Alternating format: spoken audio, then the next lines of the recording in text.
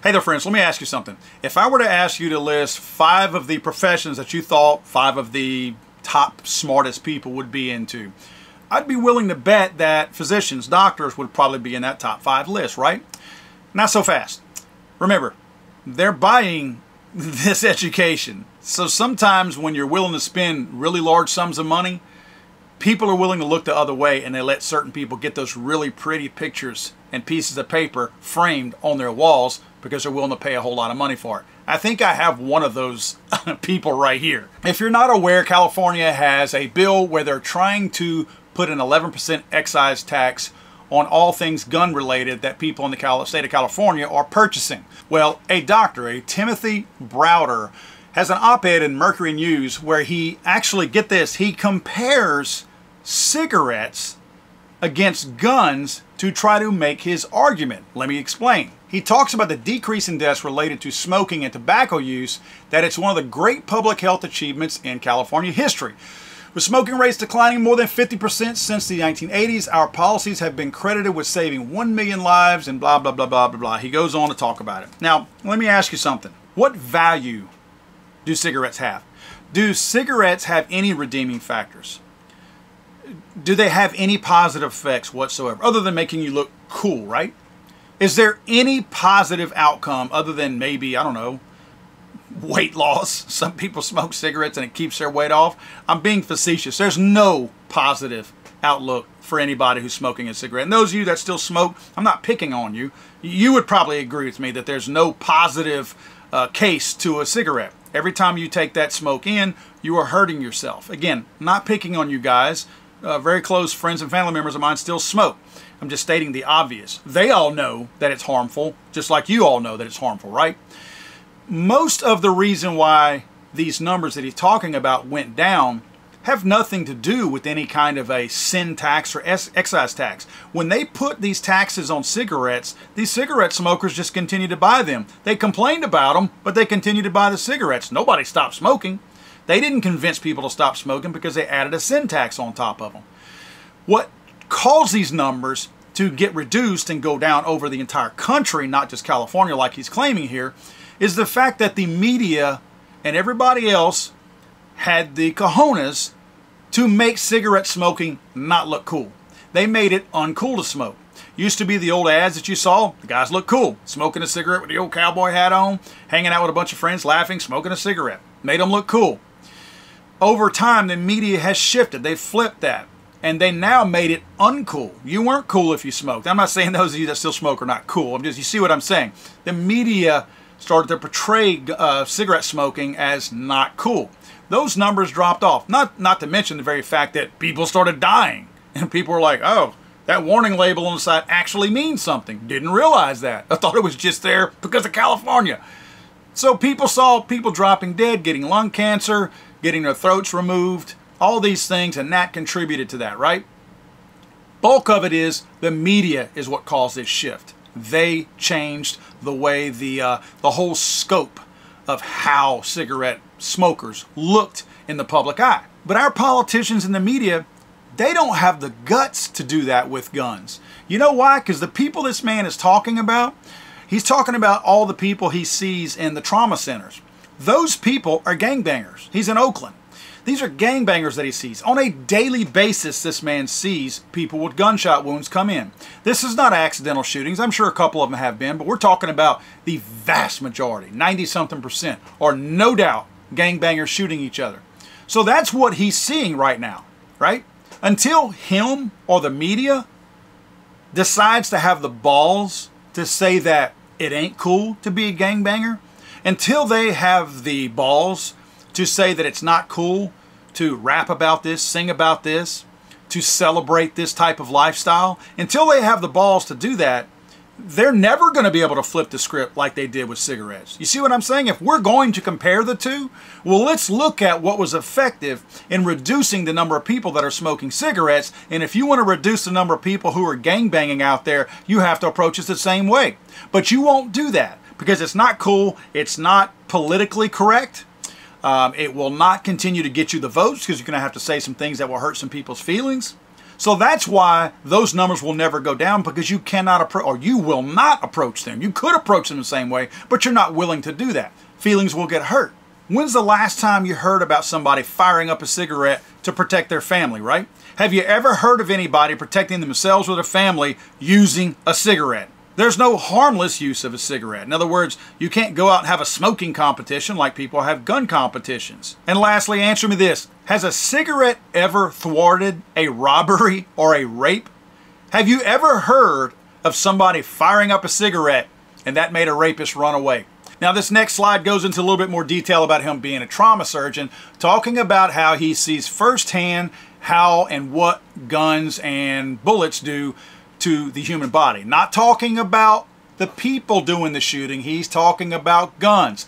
Notice how he dehumanizes, which he should, because guns are not human, but notice how he, let me rephrase that, he desensitizes the guns and demonizes them, but he won't say anything bad about the people pulling the trigger.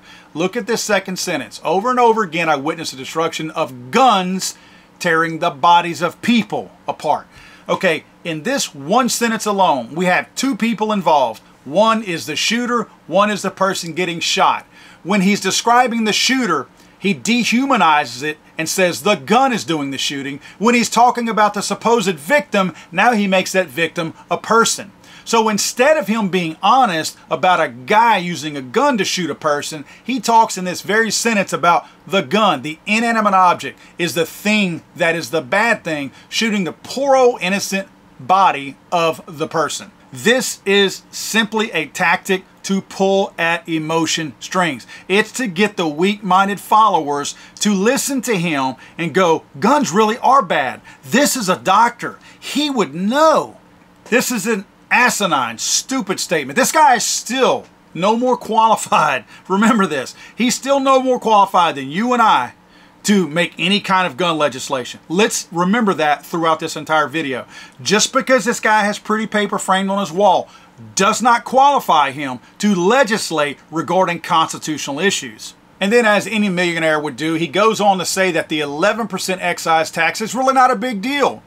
Place a modest 11% excise tax on the firearm industry. And get this, this is where this guy convinced me. Before this, I was thinking this guy probably is pretty heavily decorated, probably a pretty smart guy.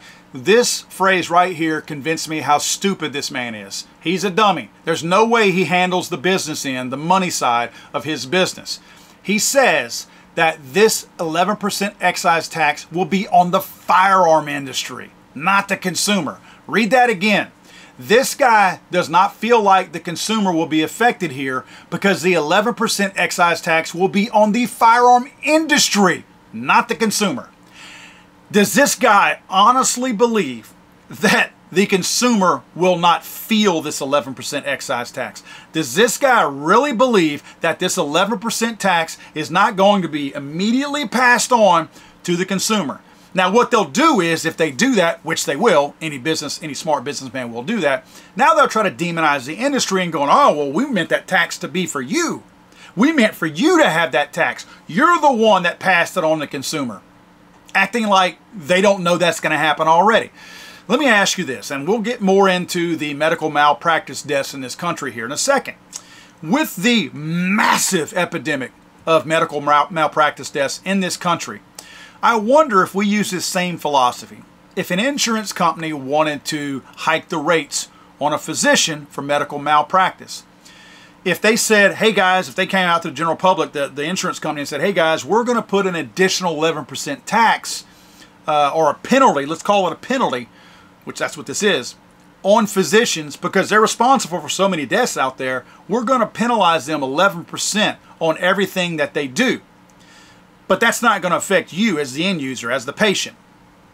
You would look at them with this look, with this stupid look, like, are you effing kidding me? Because we know that if an 11% penalty goes to a doctor, that you as the patient are going to eat that 11%. But yet I have a doctor here telling me that this is good for me and it's not going to affect me because it's just going to be on the industry. This man is an idiot. Now, I pulled the bill up. I wanted to look at some of the wording in the bill and share that with you guys so you understood it. And as you can see by this, this was pretty amazing to me. This is pretty slick, actually, how the wackos on the far left and the gun controllers are starting to use some of the things that have worked on our side. Remember, when Bruen was passed, Bruen took down one by one so many of these anti-gun laws. It pretty much rendered every anti-gun bill useless at that point. They are actually trying to use the theme and the wording from Bruen in their own legislation to try to mind F people, to try to do a Jedi mind trick on them. Read this. This act is consistent with our nation's long-standing historical tradition of regulating commercial firearm and ammunition manufacturers and sellers, including through federal, state, and local taxes on this commercial activity. While it doesn't do that, it doesn't work on history or tradition, they're trying to use the concept and theme of Bruen with history and tradition to now include that, thinking that you're going to be so stupid that you'll read this and go, oh, history and tradition.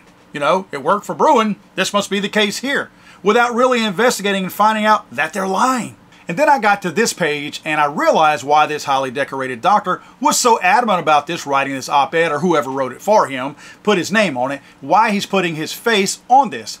Read number 3, initiatives that train healthcare providers about effective clinical tools for preventing firearm suicide and injury. What that means is, remember, the anti-gun movement has never done anything with gun safety. Never. They've never promoted or pushed gun safety. I'm talking about true gun safety. I'm talking about if a child comes across a loaded firearm, what do? Go find an adult. Don't touch the gun. They could easily do that, and they don't do that. They call gun safety banning of guns. That's what they mean when they say gun safety.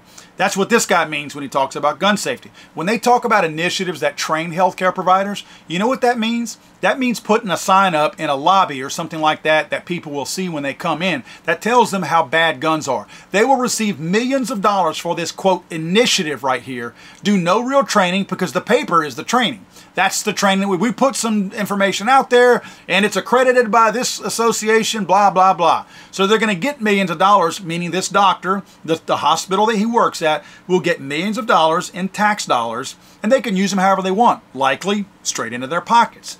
They print a couple of signs up, they pocket the rest. Now, I dug a little bit more digging with this doctor and I found that he was actually part of a study, and this was hilarious, that showed racial disparities among trauma patients during the COVID-19 pandemic. Now, when they talked about the racial disparities, they took numbers of trauma patients coming into their hospital pre-COVID, and then they took numbers post-COVID. They compared those numbers and found that the numbers during and after COVID were higher than pre-COVID. So guess what they determined? They determined that COVID was racist. That COVID had disproportionately affected people of color. So COVID was racist.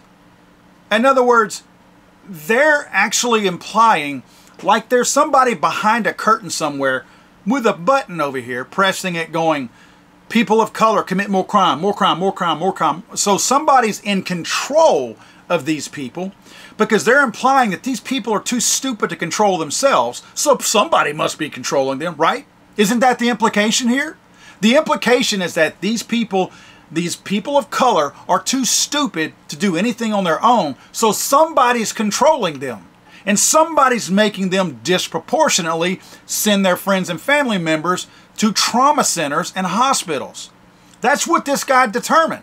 With a team of other doctors, they came to the conclusion that COVID was disproportionately affecting black and brown people, Hispanics, and even they threw Asians in there too, because I think there was 6 more Asians, like 6 more Asians than the previous year, than what white people had. So these people are so stupid. This shows you the liberal drive that they have and how they're not willing to look at any real logic and reasoning, that all they're going to do is look at a number, and instead of trying to find the root cause of why that number is producing the product that it produced, they want to jump immediately to say that it's racist. Because when they call for racism or call something racist, they're going to get more federal dollars and state dollars thrown at them to, guess what? Run another study. Find out why it was racist. What was ironic and kind of funny is that I ran across this video of this doctor, and this guy is literally with a straight face talking about how, again, there must be somebody behind the curtain causing more people of color. And in his case, it's more black people is what he's talking about. Even though there's a certain level of Hispanics, there's a lot. I mean, in his area, that trauma center that he works, it's mostly black people in Oakland, California. So he's talking about how there's some kind of weird connection between gun violence and people of color. You look at COVID, it disproportionately affected underserved communities, specifically Oakland. And if you take that map and you overlay it with a map of violence, and specifically gun violence, they are almost the same map. He can't figure that out. Like, he's not even looking at FBI or CDC numbers to try to figure that out, because the numbers are out there that will give him his answer. But he's perplexed by that. Again, that's his liberal leanings. He can't think logically because he's so tied up in these stupid little cocktail parties where all these rich people get together and talk about the poor black people and all the problems with them. And they assume that the black people are too stupid to do anything in their own communities, so it must be somebody else that's causing these things to happen. That's how racist and stupid these people are. And finally, let's talk about some things the good doctor is probably responsible for. Maybe he's the guy who's throwing the rock over there to distract you because something really bad's happening over here, right? Medical malpractice is the third leading cause of death in the United States. Third leading cause of death. That's higher than deaths attributed to stroke, accidents, or Alzheimer's. This includes, of course, gun-related. Way more than that. Let's do some quick math. If you take all of the gun-related deaths in the United States per year, you get 40,000. Now, granted, 2/3 of that is suicides, right? Then almost the rest of that is going to be gangbangers. And then you have a small portion of that that's going to be murders, mass shooters, accidental deaths. Now remember, they include law enforcement related deaths in that too. When law enforcement shoots somebody with a gun, they include that in these numbers. But anyway, we have 40,000 a year that's attributed to firearms. Again, just firearm related. I'm not saying that firearms cause these. I'm just telling you they're associated with firearms. There's 251,000 a year medical malpractice deaths a year. We're not talking about people who die in a hospital, who just pass away. We're not talking about somebody who gets sick. We're talking about malpractice, where the doctor was at fault. Remember, 251,000 at-fault deaths at the hands of physicians like this doctor who wrote this op-ed. Now, for those that have trouble with math, I'm going to put this on screen to show you that 40,000 all day, every day, no matter what time of day, underwater, in space, it doesn't matter where it is, 40,000 is way less and always will be less than 251,000. This is a constant. This is not going to fluctuate. 40,000 will be less than 251,000 this afternoon, tonight when I go to bed, and tomorrow when I wake up in the morning. 40,000 will still be less than 251,000. Yet I've got a doctor over here scolding me about my industry, trying to heavily tax my industry. Let me add these two numbers together to give you a really good indicator. Let's add the 40,000 gun-related deaths with the 251,000 medical malpractice deaths. That's 291,000 deaths. If that is the case, guns are only 14% of that total of those two groups of people killed by guns or medical malpractice. That means that these people, the medical industry, physicians, doctors like this guy, are responsible for 86% of the deaths between medical malpractice and guns. So you tell me who's the bigger problem out there. So if we want to use their same logic, and we recognize the epidemic of medical malpractice like we do, like these numbers are anywhere. You can find them. If you type in number of medical malpractice, it's going to pop up. I mean, there's gazillions of studies out there that show you this. So this is not a secret. He knows this. But if I take their same logic to try to end something that's a clear epidemic, 250,000 people a year are dying at the hands of these people making mistakes, right? These are all negligent, right? If we take their same logic, then I'm going to need to be calling for universal background checks for doctors. I'm going to need to be calling for additional taxes on these doctors, penalties on these doctors. Heck, I'd like to see them go to jail. How come nobody's going to jail for this? Why are we always demonized? Because we are somehow loosely, indirectly associated with firearms, and these people who are actually killing people don't go to jail, don't pay penalties. All they do is have a higher interest rate, or excuse me, higher insurance rate on what they're paying out. Seems kind of weird, doesn't it? God save the Queen, man. I'm sorry, I thought this was America.